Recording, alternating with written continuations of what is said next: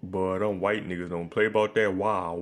Look at that nigga. Wow's in game just changed. Look at that ugly ass nigga. They don't play about that wow.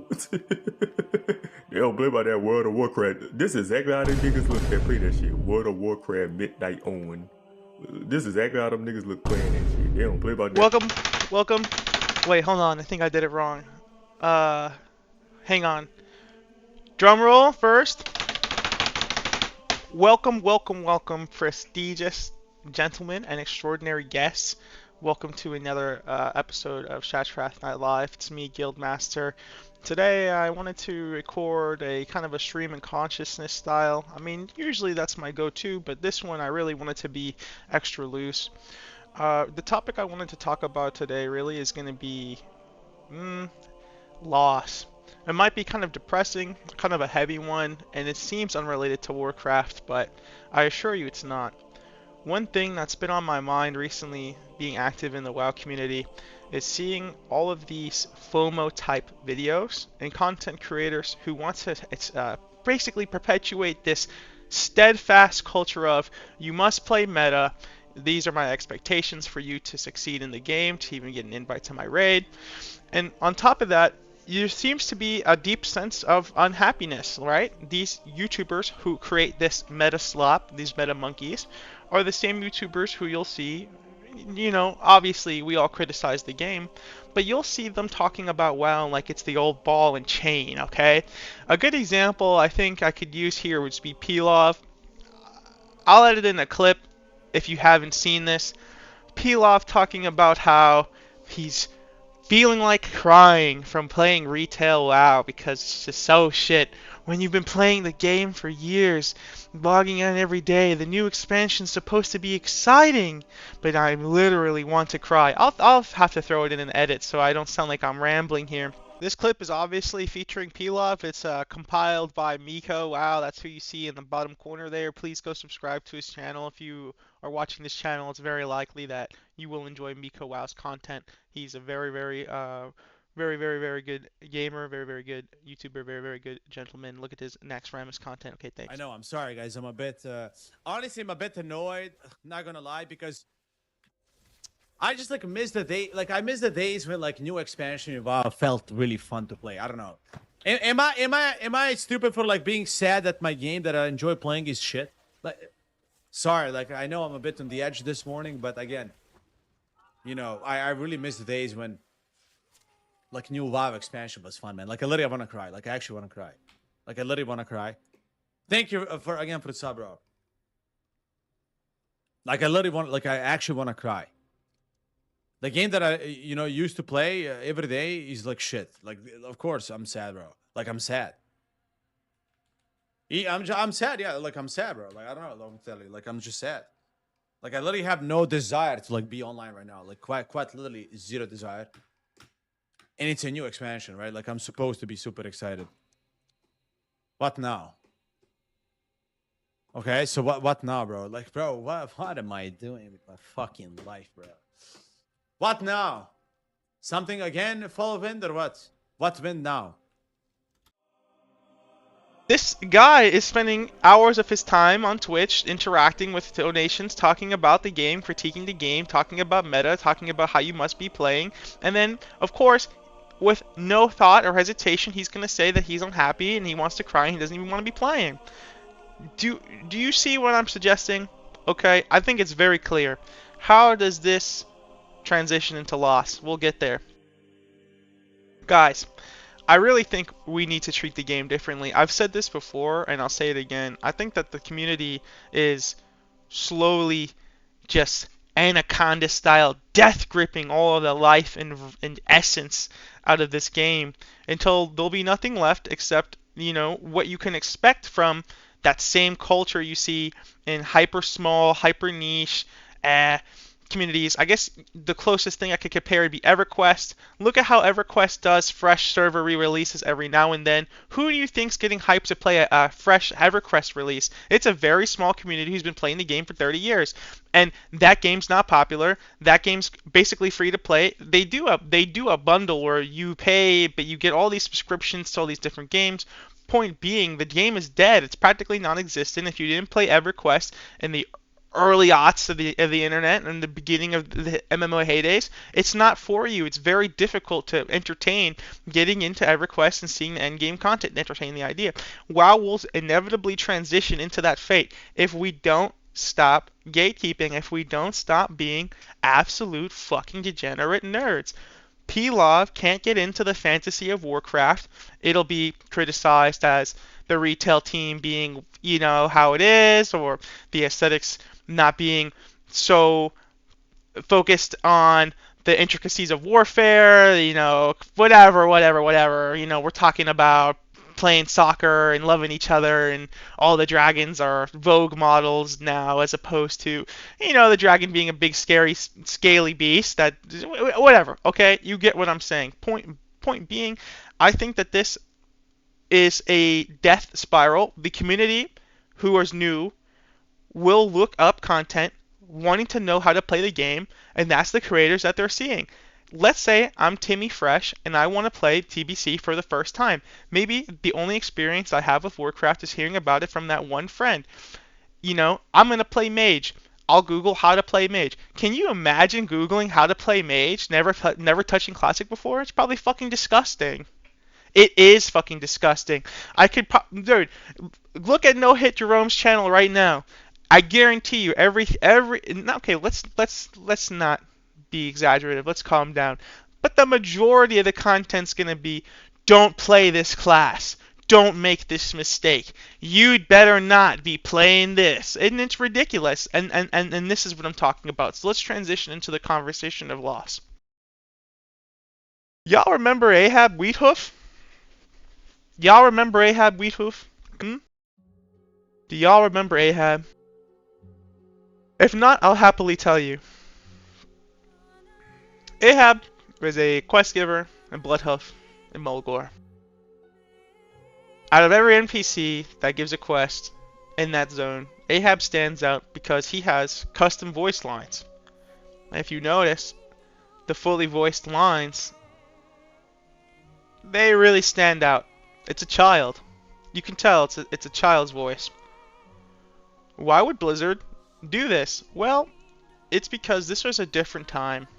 And in this time, Blizzard was a smaller company, a more passionate company, invigorated by its community, the community that truly beholded the game as an extremely cherished thing. That we loved WoW. Yo, play by that World of Warcraft. Yeah, them niggas look clean. And this young child, unfortunately, was sick. Blizzard allowed this boy to tour Blizzard offices with the Make-A-Wish Foundation. And they gave this kid his own quest. They gave him Ashes of Alar. They gave him the true gift of being a part of Azeroth indefinitely and living in this world. Do you think Ahab would have been complaining about Midnight? Do you think Ahab would have been complaining about Mechanomes? About Valpera? I think we're spoiled, guys. I think that the train needs to come to a stop. Okay? I think we need to take a break. I think we need to relax the station a little bit and kind of realize, yes, the game has changed inevitably. The Blizzard acquisition by Microsoft, the firing and laying off of all these exemplary brains that were fundamental in creating the brand. Basically, the hostile corporate warfare from Microsoft reinvented what WoW is. And I understand those frustrations. And I'm not suggesting that we should be okay with this shit product because of the inevitability of death, or because of a sob story about, a fallen hero of Azeroth. But what I am suggesting is that this is a very special thing still. And if we don't protect it, if we don't nurture it, and if we don't cultivate it, it will continue to decline, and it will become worse. And it will actually make you want to cry when you can't play anything except fucking Titanforged, or Turtle WoW? Do you guys want that? You're bitching about TBC, how, oh, it's literally fucking unplayable. I have 2 rogues in my raid. Oh, what the fuck? Oh, da da da. All this nonsense, if that's preventing you from enjoying the Burning Crusade and getting immersed in the fantasy now, how will you react to a Chinese private server selling Frostmourne? How will you react to a Russian private server using crypto to essentially use WoW as a as a stock market laundering scheme, international fucking money crimes? You know what I'm saying? The point is, as long as this ball stays in our court, even if Blizzard isn't Blizzard, even if it's Microsoft, we still possess it, and change can be implemented at the community level. We can make demands. No one's forcing you to pay your subscription, and the majority of people probably have already voted with their wallets. I haven't looked at the data, but I wouldn't be surprised if the launch of TBC Anniversary was more successful in terms of hype, profiting, like hype and profit, and active players, and we have that power as a community, but we revoke that power. We revoke that option to have discourse with these developers and to have legitimate criticism if we're just gonna fucking stamp our feet and cry because there's a rogue in the raid. Okay? It's deeper than that. Look, maybe I'm not the champion to represent these issues, but I am someone who is passionate, and I think that if someone listens to this, they could agree with me. And maybe not, and we can talk about it, and that's the development of the game's future. But what won't keep the game propelling forward is this toddler-esque kicking and crying, fuck this game, it's all so stupid, Blizzard sucks, I feel like crying. Because remember that the magic is still there. Remember that the fantasy is still there. Not everything has to be so serious, guys. You don't have to clear Voidspire Heroic the moment it released, the day it released. What's more important? You want to clear Voidspire Heroic the day it released, or you want to have a cool guild that you can clear it with at that difficulty? What's more important to you? And if you answered that the progression's more important, I want to be a Mythic Raider, you know what? You're in the minority. You are in the minority. And I think that this cycle of FOMO, feeding new players to the meat grinder of meta content, no hit Jerome is a slimy bastard, and just the overall state of WoW could be in a more optimistic place if it wasn't for literal propaganda. I mean, they get paid by making you feel like you have to play a specific way. These guys get paid putting you down. These guys get paid making you play Warlock. Okay? Don't even get me started about you fucking locks. How many Warlocks have you invited to your raid? All they do is pull threat, die, never summon. How many Warlocks have you seen in your raid? Hey man, can I have a soul well? Aw man, I don't got no shards. How the fuck you have no soul shards as a Warlock? Anyways, I think that's all I really would like to talk about today, guys. Remember and pay respects to all our fallen heroes. Okay, this game's changed a lot. There's a lot of people who will never get to experience the luster of World of Warcraft, and there's people who would give anything to experience the luster of World of Warcraft if they had the opportunity still.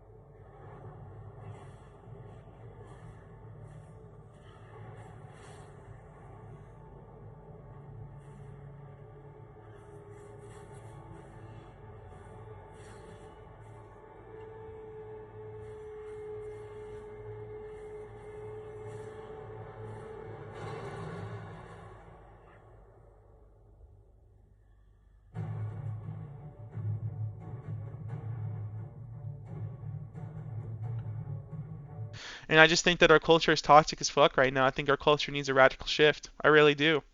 And these YouTubers aren't helping, and the content being what it is, the hamster wheel, and the prestigious classic players, it's just not going to work out for a healthy long-term future. And I think that a lot of people are hoping that Classic Plus will be the thing to bail the water out of this sinking ship. Well, Classic Plus will surely be this pinnacle of development and achievement that will tie the games together. And guys, I'm telling you, you gotta cool it with that expectation, or you're gonna quit the game. If you don't like retail, you don't like Midnight, what do you think Classic Plus is going to be like? What mechanics did they alter in SOD? Were they not retail adjacent, retail like, akin to the retail experience? You tell me. Did Season of Discovery not have tools, systems, and changes that were akin to that quality of life, that style of play, the faster game? Guys, I'm telling you, if you love Classic, you need to breathe life back into it. You need to stop watching these slop YouTubers. You need to stop obsessing over your parse and your meta, find a band of brothers, and traverse the world of Azeroth as it was meant to be experienced. Alright.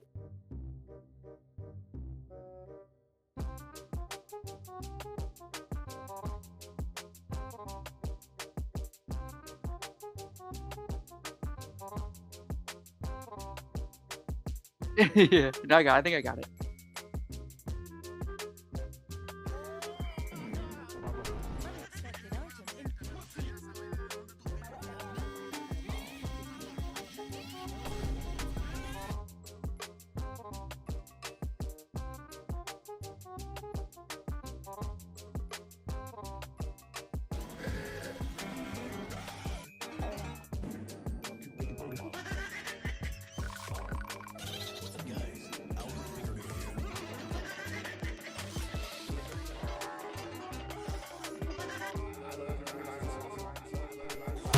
Oh, there he goes. Yeah, there he goes.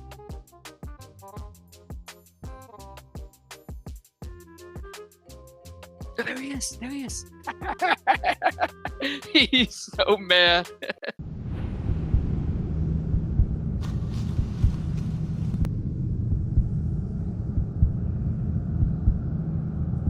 You are immersed, you are responsible for your adventure, and you can pick the comrades to conquer this world with.